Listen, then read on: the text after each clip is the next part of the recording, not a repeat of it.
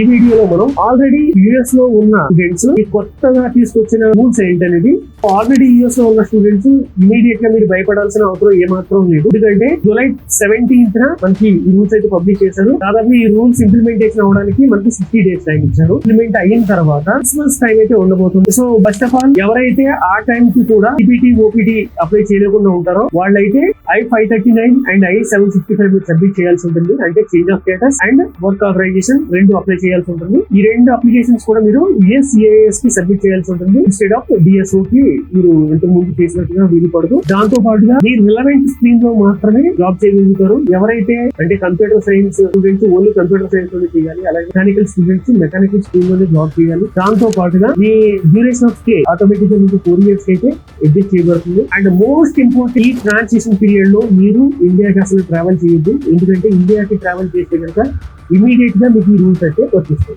And second వచ్చి ఎవరైతే CPT day 1 CPT programmes కొత్త మాస్టర్ డిగ్రీ చేద్దాం ఉంటారో ఏంటంటే PhDకి అప్లై చేయండి. ఆల్రెడీ చదువుతున్న డిగ్రీ కంటే పై లెవెల్ లో ఉన్న ప్రోగ్రామ్స్ అయితే మీకు స్టేటస్ చేంజ్ అయితే ఇబ్బంది ఉండదు. మీరు ఈ ప్రోగ్రామ్స్ అప్లై చేయడం కూడా చాలా తొందరగా అప్లై చేయండి. ఎందుకంటే ట్రాన్సిషన్ టైం ఏదైతే ఉంటుందో ఈ ట్రాన్సిషన్ టైం కూడా మీరు ఓవర్కమ్ చేసి దానికంటే ముందు ఈ ప్రజెంట్ ఉన్న రూల్స్ తో ఇవన్నీ కూడా ఫినిష్ చేసుకోగలుగుతారు. మీకు ఎటువంటి PhD అడ్మిషన్స్ కావాలన్నా కూడా ప్లీజ్ కాంటాక్ట్ ఫ్లై మాస్టర్. మేము కంప్లీట్ సపోర్ట్ అయితే ఇవ్వడానికి రెడీగా ఉంటాం.